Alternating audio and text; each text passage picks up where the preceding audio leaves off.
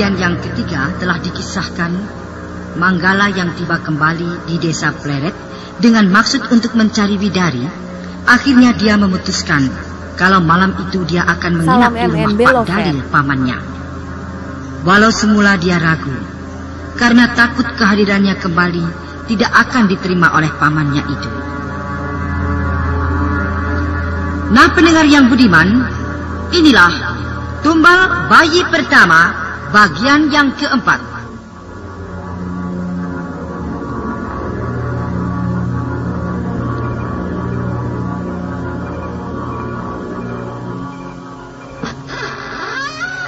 Paman Dalil.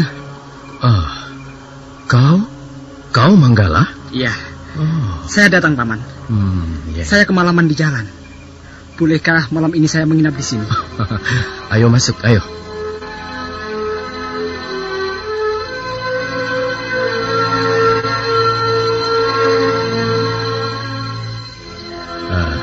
Paman kira kau siapa, Manggala? Kenapa harus memakai jubah hitam dan tudung segala? Penampilanmu bisa mencurigakan orang, apalagi malam hari begini. Maafkan saya, Paman. Saya sengaja menggunakan ini, dan mungkin kedatangan saya telah mengganggu Paman.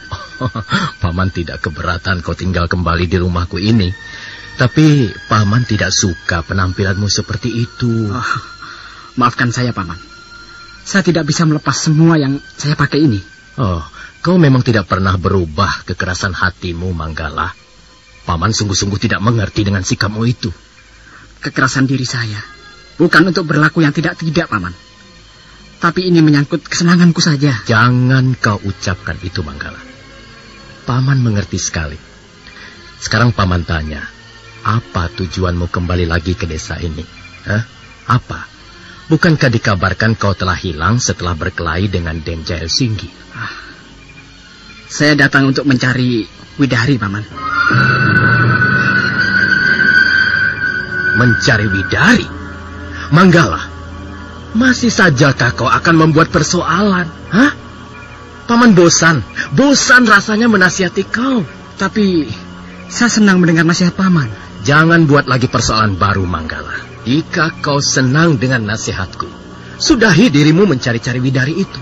Ya, saya akan sudahi jika saya sudah mengawini Widari. Maksud yang tidak waras. Masih saja kau membangun kerusakan orang, Apakah hatimu sudah tertutup untuk wanita lain? Apakah hanya Widari yang bisa kau kawini? Jika Paman berada dalam posisi seperti saya ini, tentunya tidak kata-kata itu yang keluar dari mulut Paman. Paman juga masih tidak mengerti perasaan saya. Betapa hancurnya diri saya, Paman. Bagaimana perasaan Paman jika orang yang sangat Paman cintai telah menjadi istri orang lain? Tidak. Sampai saat ini, aku tidak rela dan tidak bisa begitu saja menerima kenyataan itu. Laki-laki bajingan itu telah merebut masa depan saya, Paman. Laki-laki bajingan itu telah menggoreskan pisaunya ke dada saya. Tidak, Paman. Paman tidak suka kau lemah. Jangan menangis. Sudah. Bukankah hatimu keras sebagai batu karang, Manggala? Biarlah saat ini saya menangis, Paman. Apalah artinya tangisan saya bagi Paman? Barangkali saya laki-laki cengeng. Saya lemah. Saya kalah.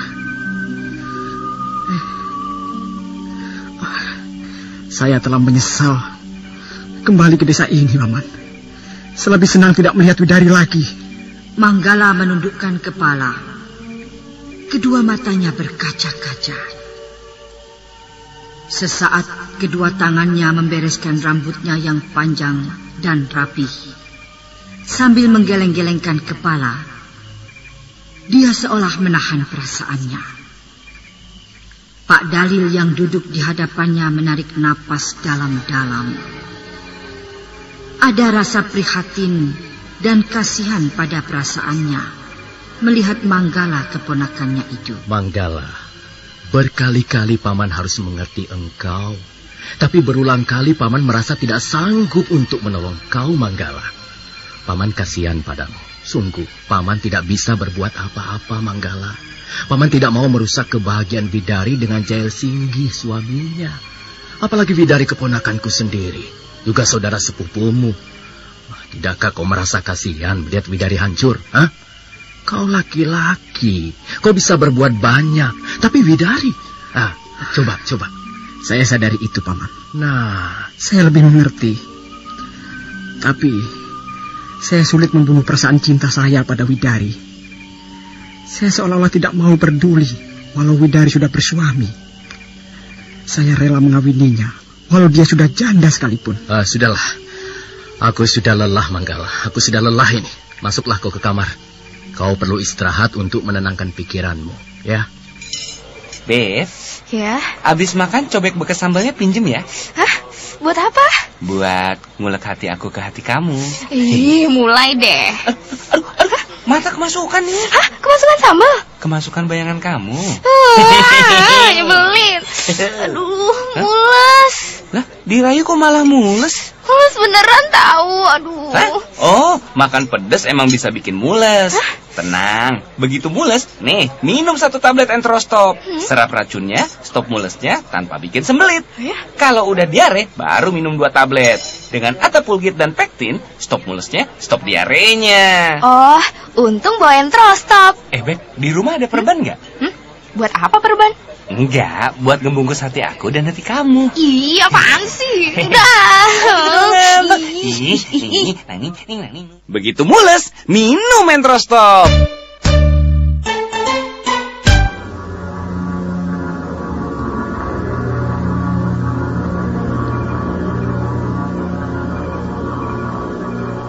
Pak Dalil mengajak Manggala masuk ke dalam kamar. Manggala perlahan bangun dari duduknya. Pak Dalil lalu merangkulnya dengan rasa sayang. Keduanya lalu masuk ke dalam kamar. Sementara itu, di sebuah jalan desa, nampak seorang nenek tua berjubah hitam dan wajah ditutupi kerudung hitam, tengah berjalan bersama seorang pemuda berpakaian bagai Raden. Mereka adalah Nini Pelet dan Raga.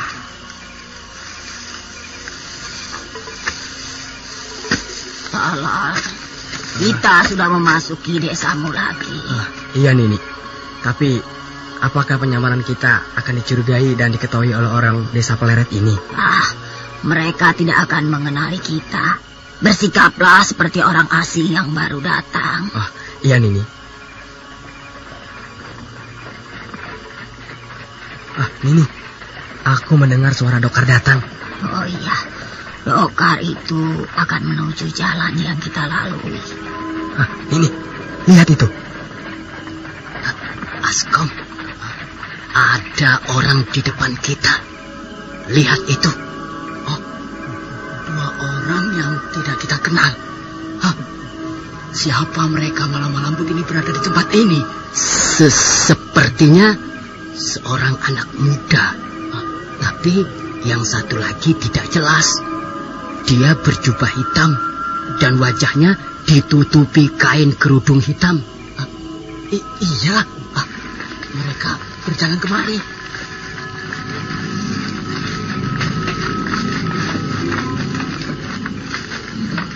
Selamat malam, Den. Kau siapa, Nenek? Kami orang-orang yang kemalaman di jalan. Bolehkah kami ikut kalian? Askom, bagaimana? Sepertinya mereka dalam kesulitan. Iya, kasihan juga mereka. Barangkali mereka sedang dalam perjalanan dan kemalaman. Tapi mereka mencurigakan. Malam-malam begini, kenapa mereka berada di jalan ini?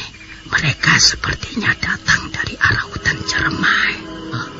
Iya, tapi barangkali mereka memang arah jalan mereka dari sana. Bagaimana, Den? Apakah kami boleh ikut dengan kalian? Iya.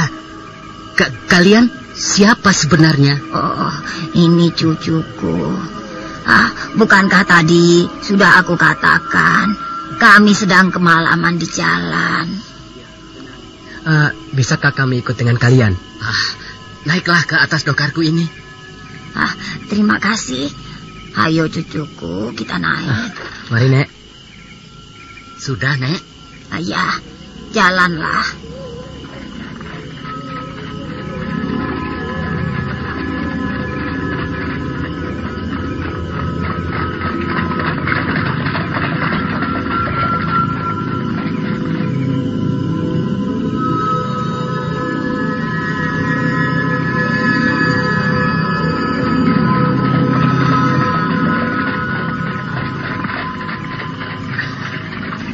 Nenek, sebenarnya tujuan kalian mau kemana hingga sampai ke desa ini malam hari, Nek? Iya, kalian berani sekali malam-malam begini. Kami seorang teman kami. Sudah lama sekali kami tidak bertemu dengannya. Barangkali dia ada di desa ini. Orang itu siapa, Nek? Kami lupa namanya, tapi kami yakin kalau dia tinggal di desa ini. Kalian pulang kemana? Kami pulang ke rumah Den Jail Singgih, Nek. Nini, kita akan ke rumah perempuan yang bayinya kita ambil itu. Nini, kedua orang itu aku kenal. Mereka adalah Bedok dan Askom, kedua pembantu Jail Singgih. Mereka juga pernah menyakitiku, nih. Itu kebetulan sekali. Mereka tidak mengenalimu. Iya, mereka tidak kenal denganku. Mereka tidak tahu kalau aku sebenarnya adalah Raga, pemuda desa ini yang pernah mereka hina dan mereka sakiti dulu. Bagus. Mereka juga harus kau bunuh. Nek, sebentar lagi kita akan sampai, Nek. Apakah majikan kalian nanti mau menerima kami? Kami malah khawatir majikan kalian tidak mau menerima kami.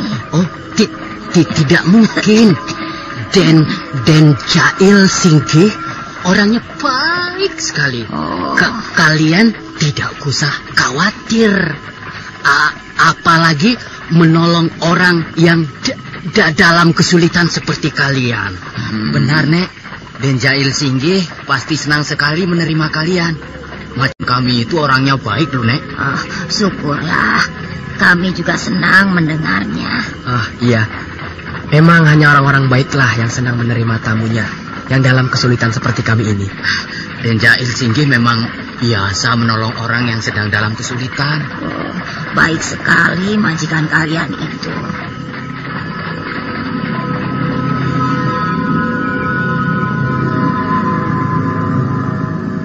Kebutuhan hidup selalu menuntut yang serba praktis. Begitu juga yang dirasakan Ibu Fitri waktu memilih obat mahnya. Benar kan, Bu Fitri? Benar, obat mah mesti praktis. Masa udah direbetin urusan antar jemput anak, urusan dapur, urusan rumah, obat mahnya masih ribet sendok-sendokan. Takutnya nggak pas takarannya. Mending kayak promah tuh, praktis. Sediain deh di rumah, di kotak obat, di tas, di mobil, di kantong. Jadi kalau pas pergi terus sakit mah, langsung di promah. Kunyah, beres sakitnya, nyaman lambungnya. Kan promah ada apa kui? Hidrotalsit. Promah, satu-satunya obat mah dengan hidrotalsit. Formula paling mutakhir yang langsung atasi sakit mah tepat di pusatnya. Mengatasi sakit mah lebih cepat dan melindungi lambung lebih lama. Pokoknya yang praktis atasi sakit mah ya Promah obatnya. Produksi Kalbe Farma. Info lengkap klik www.ahlinyalambung.com. Baca aturan pakai, bila sakit berlanjut hubungi dokter.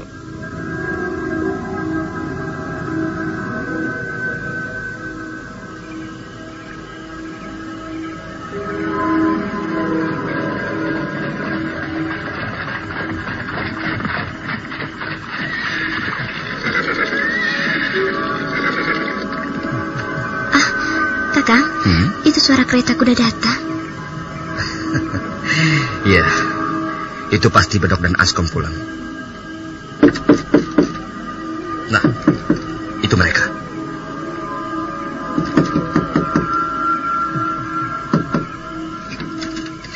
Bedok, kalian sudah kembali? Iya, Den. Mana Askom? Dia masih ada di ke kereta kuda.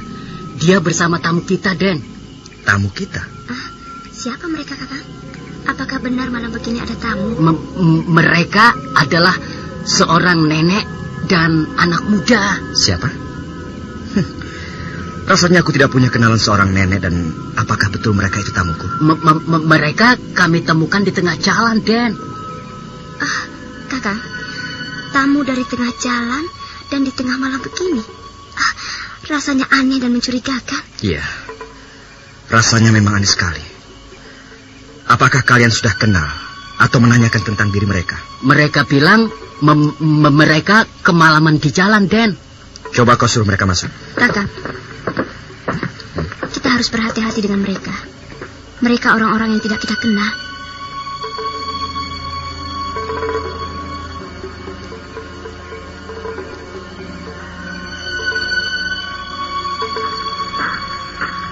Nah, itu mereka datang. Selamat malam, Den. Selamat malam, Nyai. Selamat malam. Mari, silakan duduk. Oh, terima kasih, Den. Kakang Jaya, nenek itu menakutkan sekali.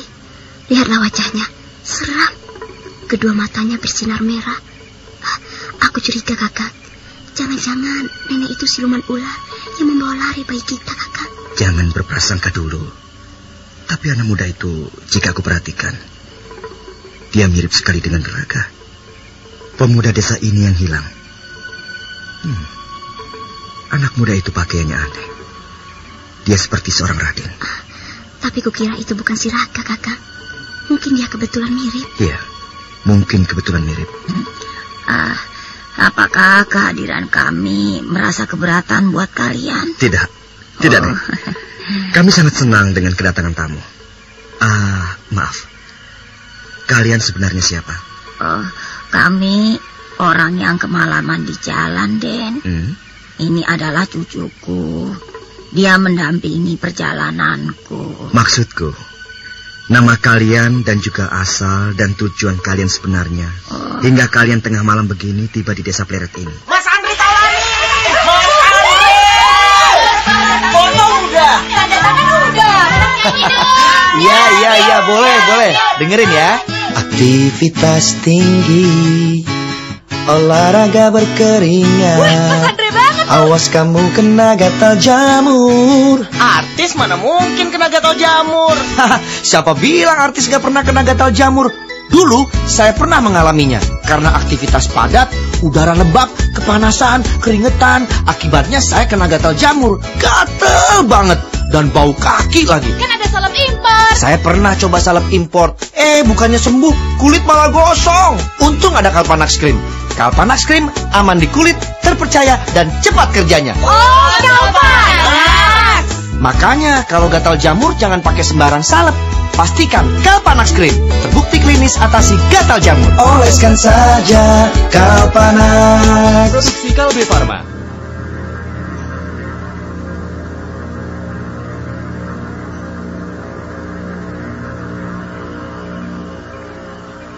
Kalau boleh saya tahu, siapa yang nenek cari?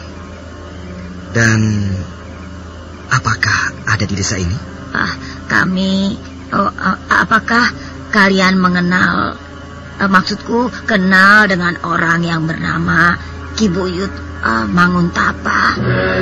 Ki Buyut? Iya. Apakah kau kenal dengan orang itu? Orang itu adalah Petapa Sakti. Tapi kami tidak tahu di mana dia berada.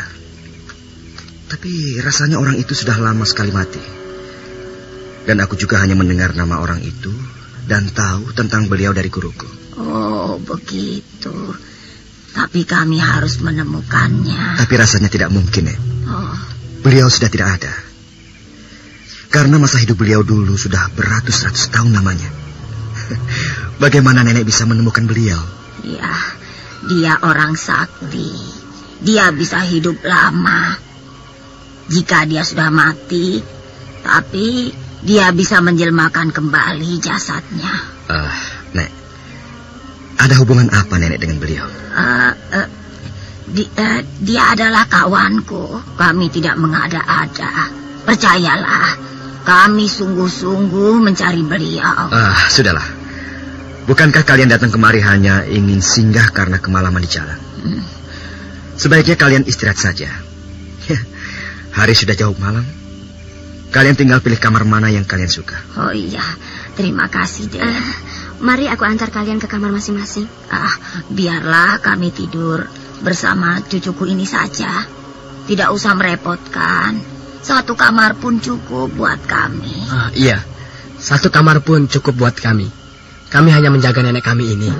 Kami tidak tidur pun tidak apa-apa kok. Baik, mari.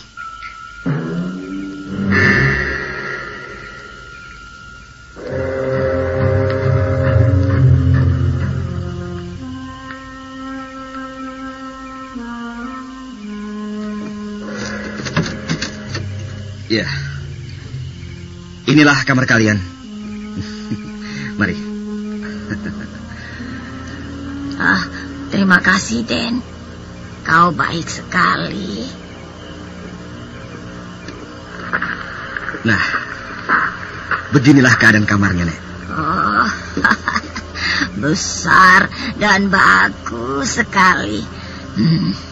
Tentunya hanya orang-orang terhormat yang memiliki kamar seperti ini, ya. Iya, tata ruang yang rapi sekali. Membuat orang bisa berlama-lama di kamar ini. Kukira biasa-biasa saja. Kami hanya menginginkan kerapian dan kebersihan. Kakak, kenapa mereka diberi saja menempati kamar ini? Biar saja, Bidari. Tolol. Nampaknya perempuan itu tidak suka kalau kita menempati kamar ini. Iya, nih. Bidari. Iya, Kakak. Temani dulu mereka. Aku mau ke depan dulu. Nek, saya tinggal dulu. Kalian ditemani istri saya. Iya. Terima kasih banyak, Den. Bagaimana, Nek? Kalian sudah tidak ada lagi yang diperlukan? Memangnya kau mau kemana? Seperti terburu-buru saja. Saya akan keluar. Nanti kalau ada apa-apa, panggil saja kami. Permisi. Pintu itu tertutup sendiri.